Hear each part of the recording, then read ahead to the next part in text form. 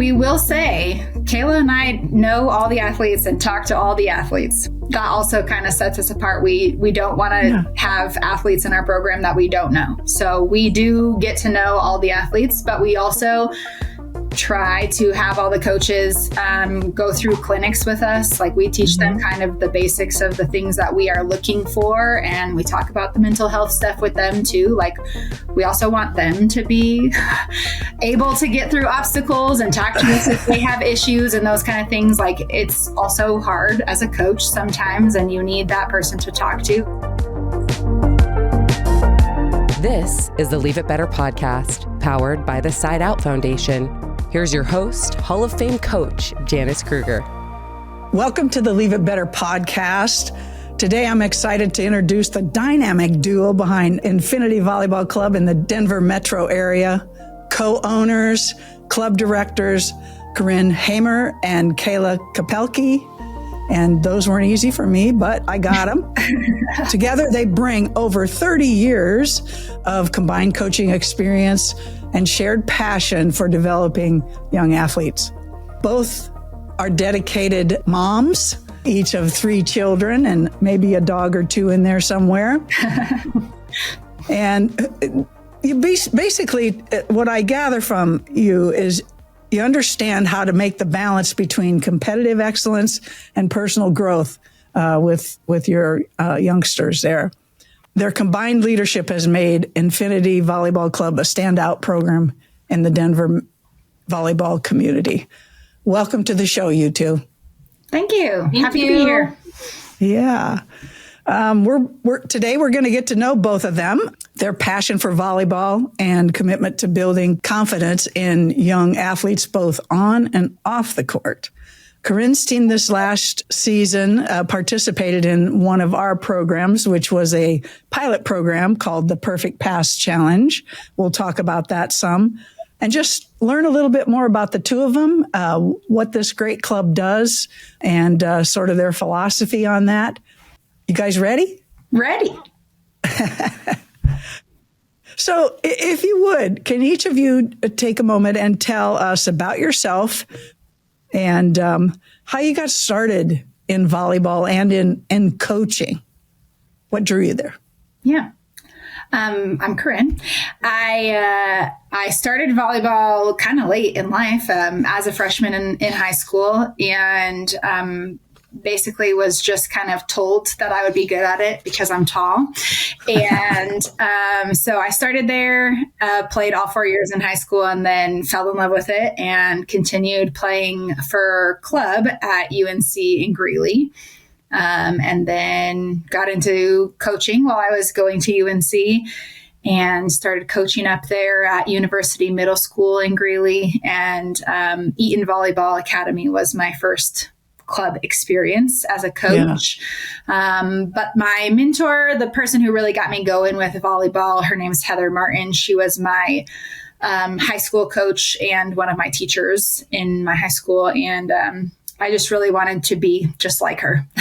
She coached volleyball. She had kids. She had a really good family going. She was a PE teacher, just like I am now. And she just kind of helped me through like a really hard part of my life. And so she was like a really good role model for me getting into volleyball and my career. Yeah. Yeah. Those people are so important. How about you, Cayla? Tell us a little bit. I also feel like I kind of got a late start playing sports. I didn't start playing sports until 6th grade. Volleyball was the very first sport I ever tried, fell in love with it, played it from then on out, played in adult leagues, still try when I can, but honestly, running a club and having 3 kids, it makes it kind of hard to do that. I had a couple of really, really strong coaches that have left a lasting impression on me as a person. And I still hear them in the back of my head saying certain things that stick with me. Milo Carpenter and Kip Meeks. One was a volleyball coach and one was a soccer coach. So they kind of helped me through a really pivotal moment in my life too. I grew up with a single mom. So they were strong male influences in my life that taught me how to be a strong female athlete and to advocate for myself. And so I'm extremely thankful for what they did and wanted to do that for other athletes and young kids that need it. Yeah. Yeah. Fantastic. So what's the story behind the founding of Infinity Volleyball Club, and what's the vision for you guys? Well, after years of both of us coaching for different school teams and different club teams, we both had come across quite a few positives along the way, and also seen some of the negatives that we did not like in the club world, especially. But so when we started our club, when we had this idea to get going, we wanted somewhere that was like a safe place for all of our athletes to be themselves and also learn and grow on the volleyball court, but also just in life lessons in general. And we wanted it to be more family oriented than what we had seen in other places. And so we're both very family oriented ourselves. And we wanted to kind of have that club that was a family. So that's what we've kind of started building and continued building on the way. It'll be 10 years this year that we've been coaching together. Okay. And we've been talking about starting a club since year one of meeting each other and coaching together. And granted, our club is only going into year 5, but we've been coaching for 10, and we are doing everything we had talked about doing and following those dreams. So it's been amazing. Yeah. Yeah. I don't know, working with young kids, I don't know if it gets any better. The kids make it worth it. Yeah. It doesn't get easier, but it makes it worth it. Yeah. Yeah. Well, let's talk about, I noticed and talked a little bit with Corinne yesterday about the Youth Academy program of your club, and also how that's connected to the Youth Club League. And I believe you also said something about the Rocky Mountain region has kind of got involved. I was really intrigued when I saw this, because I feel as though this type of program has been needed for a while. Can you talk about those two things, your club youth program academy, and then also about the CYL? Our youth academy is for athletes 2nd to 8th grade. As a club, we, like you said, focus on athlete development as early as we can, because it's vital in their individual development. We try to commit to athletes on prioritizing skill building and confidence and fun, and really just instilling that stuff as early as we can to help stop those bad habits before they start. But unlike other programs, we believe our youth academy balances the technical side along with the falling in love with the sports side. They do have to fall in love with it, or you really want them to just find the joy, right? And that the CYL piece is this the 3rd season, Cayla? 4th? 4th, I think. Yeah. So it kind of got started. It was not originally part of like the region at all. It was like a separate entity on its own. And it was just kind of leading up to the club season. And it's specifically for middle school athletes who probably may not have been playing club previously. So it just kind of gets them going in the club world and shows them kind of what a shorter season but club also would look like, and how to do tournaments and those kind of things before they get into the club world. So this is the first year that it will be under our region, but it's like just a 2-month season right before club season starts. That just gets them going a little earlier. And we've seen that it has very much helped our teams. Mm-hmm. You can see when you get into club tournaments, you can see who has done the CYL and who hasn't, because there's a very clear difference in, especially tournament 1, like just getting there. They've already gotten their jitters out. They know how tournaments run. They know what they're supposed to be doing. And you don't see that with other teams because it takes a while to get there. So yeah. So, in its beginnings, do you guys know, was this just like club directors got together and said, hey, this is something there's a need for this? Or how did this come about if another region doesn't have it yet? What can you tell me about how it got started? There was a foundation here in Colorado that was running something kind of similar, but the coaches were all volunteer high school kids or parents that are just volunteering to help.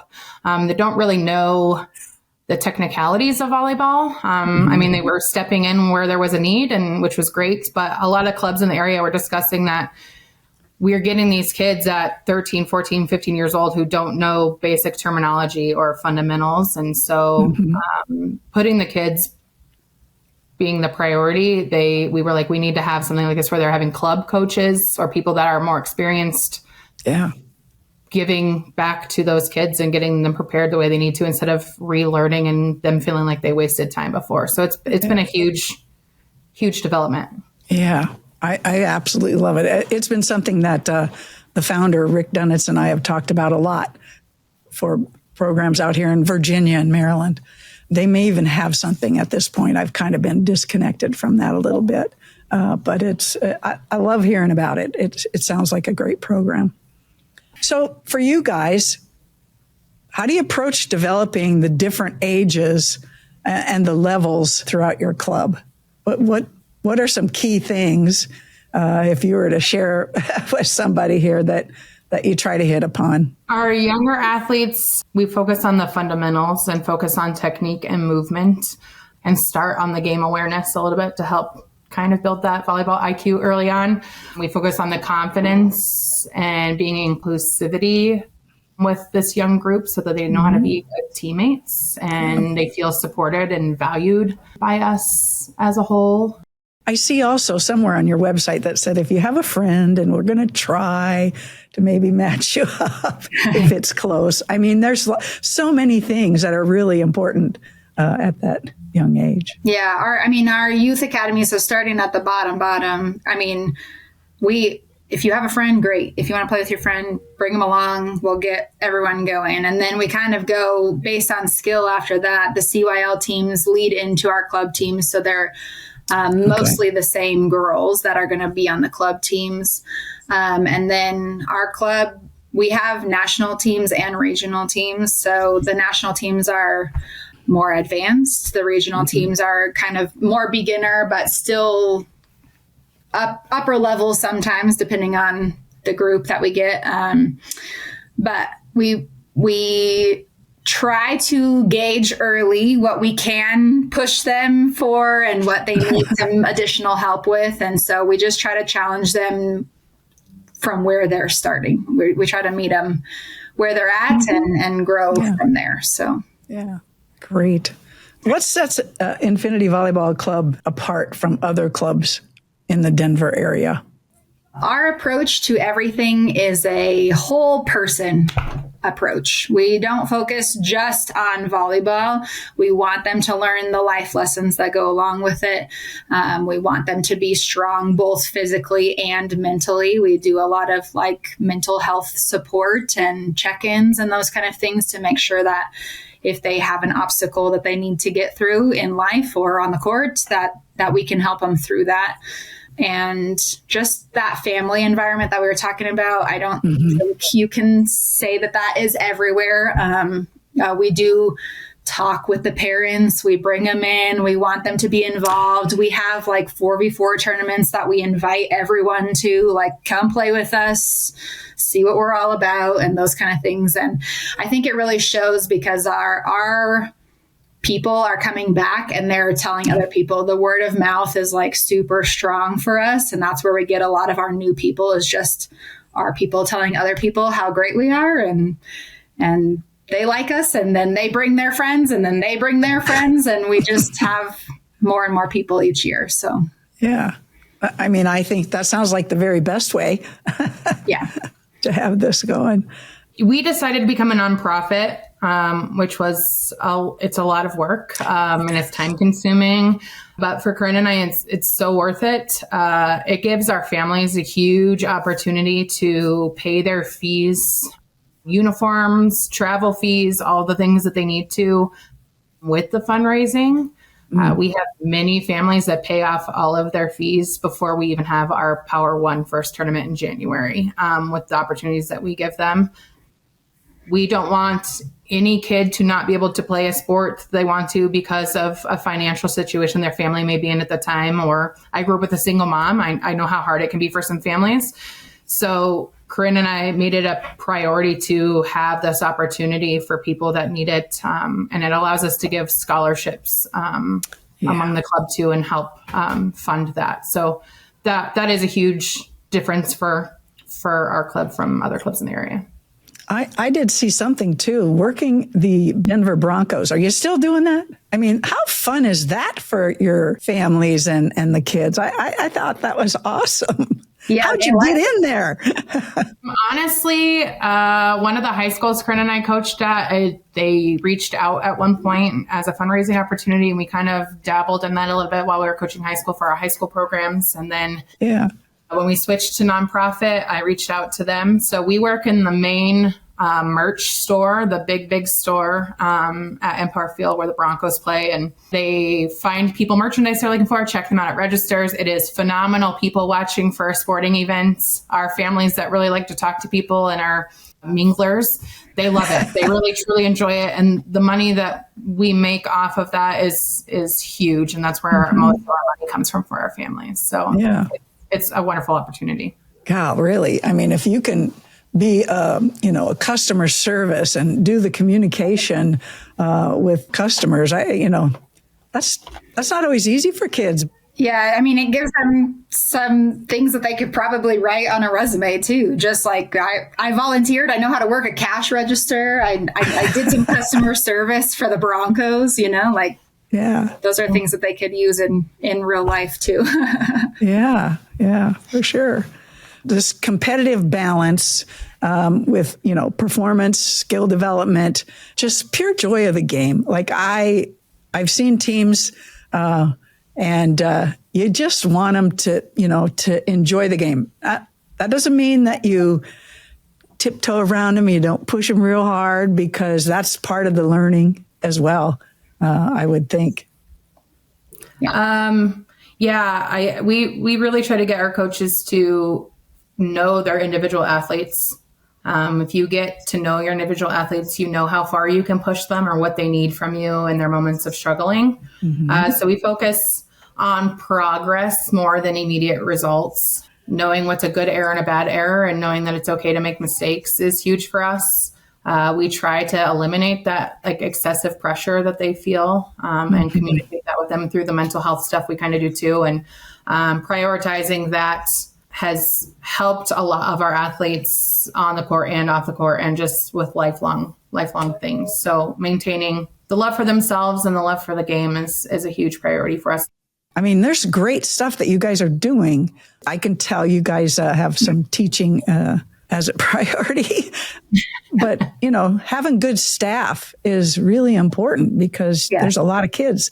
We will say, Cayla and I know all the athletes and talk to all the athletes. That also kind of sets us apart. We don't want to have athletes in our program that we don't know. So we do get to know all the athletes, but we also try to have all the coaches go through clinics with us. Like, we teach them kind of the basics of the things that we are looking for. And we talk about the mental health stuff with them too. Like, we also want them to be able to get through obstacles and talk to us if they have issues and those kind of things. Like, it's also hard as a coach sometimes, and you need that person to talk to. And so every year at the beginning of the season, we run a coaching clinic, and we teach them some of the basics of what we're looking for. We have a coaching meeting all together where we talk through all of the logistical type stuff.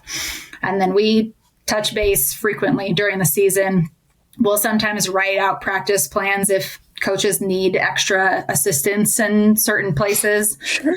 We'll rotate through our directors and lead coaches so that we can have somebody at every single practice making sure that things are running the way that we want them to run, and that we have some extra support there if the coaches need that. So I really like the education of the coaches, having that be a priority. Yeah. That's where it starts. We got to start with the coaches, and then the coaches lead it for everybody else. I think as a club too, we try to get things to be real uniform across the club. So whether you're on an 18s national team or a 12s regional team, The cues and the verbiage that we're using, we really try to get that to be uniform across the club so that no matter where girls go or who they have, they know what they're doing. So they're not starting over with new cues and verbiage from coaches. So that's been a big focus for us too. That's great. That's really good. I like that. So we're going to shift gears here just a little bit. So the Perfect Pass Challenge is a test run, I guess, this year for club teams that we got you involved in this past year. And Corinne, I think your team was involved. So tell me a little bit, how did you get involved with this? How did you hear about it? First, I would never know that this was your first year. You are very organized with everything because everything was like very easy to access. And you and Katie were like on top of everything. So I would have never known that was your first year running it. But basically, one of the things that we require of all of our teams in our program is some sort of community service project. Mm-hmm. So when I was looking for something for my team to do this year, I was kind of remembering back to the old days, I guess. Like, I don't see it as much anymore, the dig pink stuff at tournaments. And I was like, I really wish that we could bring that back. My favorite color is pink, and I like to do pink things. So we started researching, and you guys popped up. And so I got in contact with Katie, and she kind of made it very easy. Like I was saying, like, just this is what it is, and this is what you do, and here's how you sign up. And I was like, okay, I'm sold. So we just got started and made lots of ribbons. And Katie's great, by the way. Yes. And she played in Colorado, Colorado State. Did you know that? Yeah. Setter. Really good setter, by the way. Yeah. Actually, I have a podcast on her. So if you're interested in knowing more, you should pull that one up. Okay. Yeah. Can you walk me through, for us, with it being new and introducing it to the clubs and just the exchange of information and ribbons and just maybe that whole part? Yeah. So people know. Yeah. So basically what we did, we had like a team bonding night where we sat around and made a bunch of ribbons, right? So we got pink ribbons and we got breast cancer awareness ribbons, and we just tied them onto hair ties. The program, sends out little cards that say some more information, have a little QR code to take you to the Side Out Foundation and give you lots of information. And so we kind of went through why we were doing it with the girls as we were tying ribbons and what it all was going towards. And then they were able to kind of say that and put that out there for when they exchange the ribbons. And then we did it at 2 different tournaments this year. We did it one locally in Colorado, and then another one when we traveled to Washington. And we originally were only going to do it at the one Colorado tournament. And it was really good feedback from both my team and all of the teams that we were giving ribbons to. And so my girls actually asked, like, can we do it again when we go to Washington? And so we were like, sure, why not? So we continued the fundraising process and made more ribbons and exchanged them again in Washington. But when we went to, I just had my captains talk about it in the captains meeting. Like, this is kind of what we're doing. Are you all right if we just exchange ribbons instead of saying good luck down the line? And so we just went to the net and we exchanged the ribbons. And me and my assistant coach also went over and talked to the coaches and exchanged ribbons with them. And it was just really well received. The girls were so thankful and super in awe about let's put the ribbons in our hair right now. And even some of the coaches were like, heck yeah, ribbons in our hair. So I actually exchanged it with a couple guys along the way, and they were like, well, I can't put this in my hair, but I'll wear it on my wrist. And so they were wearing it on their wrist, which was cool too. But that's fun. Both, athletes, coaches, parents, they were all very into the idea of it and went to the QR code and read more about it and had positive things to say. So it was a really good fundraiser. There were quite a few parents and a couple athletes who had talked to us about this is really big for them because we actually had in our program, one of our 12s girls' moms found out early on in the season that she had breast cancer. And so that's kind of why I even went the direction of Dig Pink in the first place. It really hit home with a lot of them that have family members or them themselves that had been through it or are going through it or have lost people to breast cancer. And so it was just like, hey, I know that this is like a huge thing that needs to have more funding and needs to go through the clinical trials and do all the things that you guys are doing. And so they were just very appreciative of the fact that we were like doing this and reaching out and helping the cancer patients. I like you guys think that as a family you have your family with your club. The whole country to me with volleyball is a really big family and it's something really special.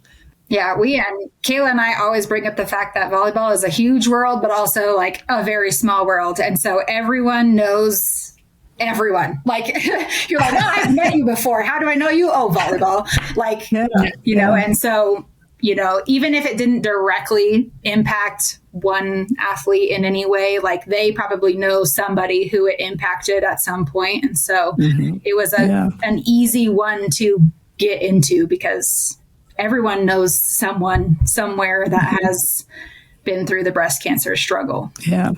In your club team, was there anything that kind of stood out as an impact beyond volleyball with this involvement with the Perfect Pass? I think, you know, like we were the first ones to kind of get started with it, my team. And then another team in our club was like, hey, that's like really cool. Let's do that also. So then they were actually we have a big sister, little sister program that we run. And so they were our little sisters. And we tried to meet up at a tournament in the same area and like be there for each other and do those things together. But then it just trickled down to another team who wanted to also participate. And so I think just that, like hearing about it once and then like, wow, that is like really cool. And then doing it again and then doing it again. And then my girls being like, can we do it again? Like that was just like really cool because I didn't push them to do that. That's a decision that they made on their own. And obviously it was impactful for them. Sure. Just like it was for me. And so I think that speaks for itself right there. Yeah, that's excellent. What advice would you give anybody, a club director that's looking at, you know, trying to find a cause to do something? How would you approach them and say, hey, you know, this is something with the Side Out Foundation? Yeah. What kind of advice would you have for them? Well, I would say work with Janice and Katie. They're great. Honestly, like it's just so easy and very meaningful at the same time. So if you're looking for like a high impact, very meaningful thing to do, this is the thing to do. Like it is easier than any other fundraiser, any other service project that you could possibly imagine. And it is fun in the process. You can do some team bonding along with it. You know, making the ribbons is fun for girls. They of all ages, they all love ribbons. And it just makes a huge impact overall. So I think it's like the best bang for the buck, for very little bucks. You know, you just have to reach out and start the process. Yeah. Well, thank you for that. That's excellent advice. I just commend you on getting it started and getting it going. And the Side Out Foundation is huge. And hopefully we can see some more teams get involved and do the Dig Pink stuff, bring back the breast cancer awareness, because it is a big thing that impacts a lot of people. It does. Far too many. It's been hitting around me lately. Just different. And you sometimes when you're kind of far away, you have empathy for it. But, you know, when it's a little bit closer, it really punches you in the gut. Yeah, for sure. What would you guys consider your biggest successes as a club owner and as a coach? Honestly, mine is just being a club owner and a coach. I get to say that my job is something that I love doing. I go to work happy every day when I have volleyball in my life. And I'm just able to share and hopefully inspire others to be passionate about a sport. So that is my biggest success is just saying like, I can do this and I am doing this. And that is a big thing for me. Yeah. Awesome. I love that you can go to work so happy every day. I did that for like 40 some years. Same thing. I totally get you. Like Corinne, I love my job. Even as a coach, when you have those really hard moments that test you and try you, and days that you're like, why do I do this? As a coach, I feel is like a normal feeling. And then you get reminded that you do it because you love the kids and you love the game, and having those couple of kids impacted and having that like aha moment and accomplishing something they've been trying really, really hard for, is the best feeling. And if you were the one to help them do that or witness it, it's amazing. But I say we've grown as a club in size, but more so competitiveness within our teams. And then kind of growing from there has been huge for us as club owners. So, yeah.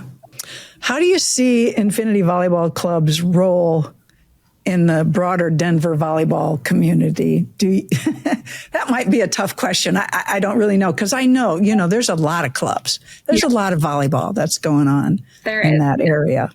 And good volleyball. You guys are all just do a great job. Of the ones I've seen.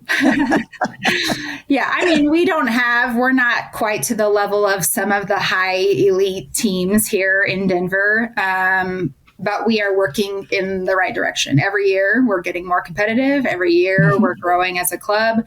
We're getting more insightful feedback to help our athletes and help our coaches grow. And so I think the biggest way that we kind of impact the Denver volleyball community is just being us and showing up at tournaments in a positive way. And, I also officiate on the side.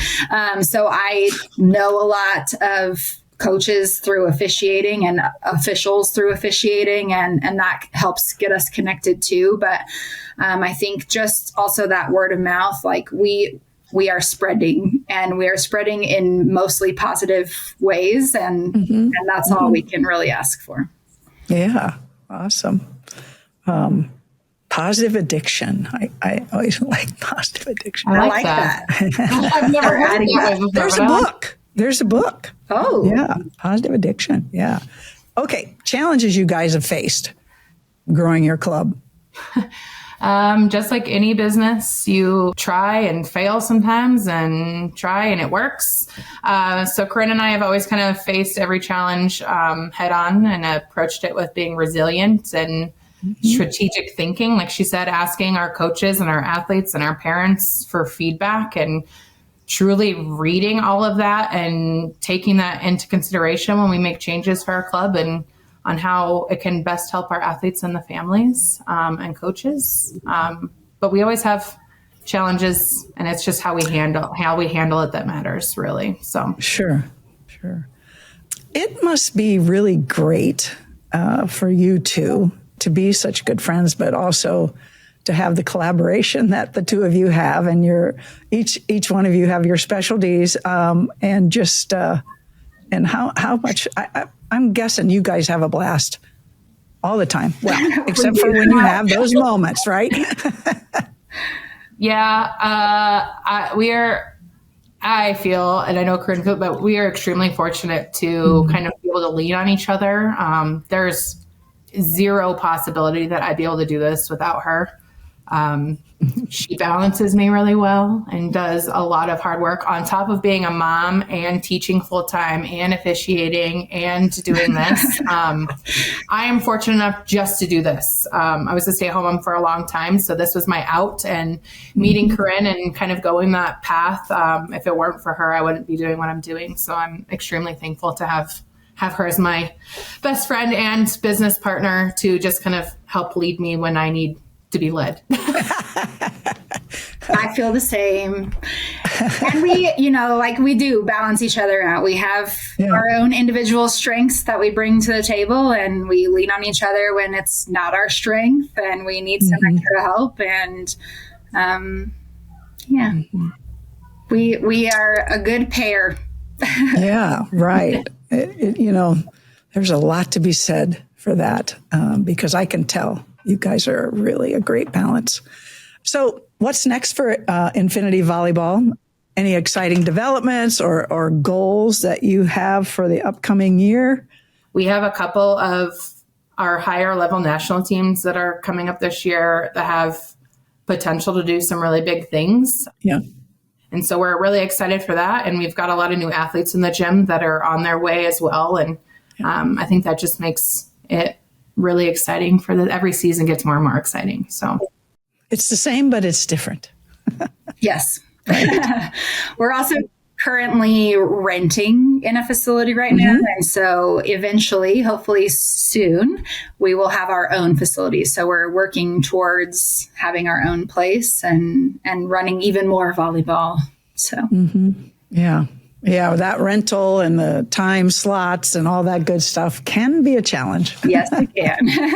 I think if we get into the facility that we want to, do Don't more tell with anybody. Like, don't give it away where you're going. More community, more in our community, and help in that aspect where the need is. So yeah, awesome, yeah. So you guys are in North Glen in Colorado, right? Sort of in that area. Yeah, and that's north of Denver, north and west, or just kind of pretty straight north. Yeah. Yeah. Without traffic, it's about 20 minutes north of Denver, but now there's traffic everywhere and it's terrible. So it might be about 35 minutes. Speaking of traffic, I sat in today. I had to call Rick like, hey, I might be running a little late. It took me over an hour and a half to get here. Oh, it's not that far either. And Waze took me off into this path that I wish I hadn't done because everybody went there and then it was worse there than it was on the road. But yeah, live and learn, right? Yep. So here's the chance for you guys to how can people learn more about you and your programs and get involved this summer, or you got camps, this is a chance to do a little pitch. Well, so you could definitely go to our website, infinityvbc.com, and learn all about the programs and stuff that we run. If you have, basically any age between 8 and 18, we have something for you. And even if you're over 18, you can participate in our 4v4 tournaments. So really up until 90-year-olds, you could play volleyball with Infinity at some point. So we also can be found on Facebook and Instagram, and we're just trying to keep growing. And so if you are interested in volleyball at all, you can come ask us questions, do a program with us, and learn some more. Yeah. And we're always also still looking for coaches. We like to add all the good, best coaches around. And so if you want to coach, we're also looking for that. Yeah. And learn, like you guys have just a lot that could be very valuable for folks that are out there that have a desire to learn more. Sure. I will just say thank you to you for, like Corinne said, you starting this program and doing it. I haven't had breast cancer directly affect my family, but I have had a lot of different kinds of cancers. So any awareness to any of the bad C word is huge in the world these days. So thank you for the opportunity and driving to start this. And like Corinne said, I think it'd be wonderful to start bringing more awareness back because it's kind of drifted off a little bit. So thank you for doing what you do. Yeah, thanks. Thank you. I appreciate that. And thanks for inviting us on your podcast. Yeah, isn't that fun? I really had a great time with you too. I feel now I have 2 new friends here in Denver area. And if I ever get out there, I'm going to kind of look you guys up because I'm pretty impressed with down. what you what you do. And I want to thank you for being on. You guys, you're really special. Thank you. Thank you. You too. Thank you for listening. Please share your feedback with us at side-out.org.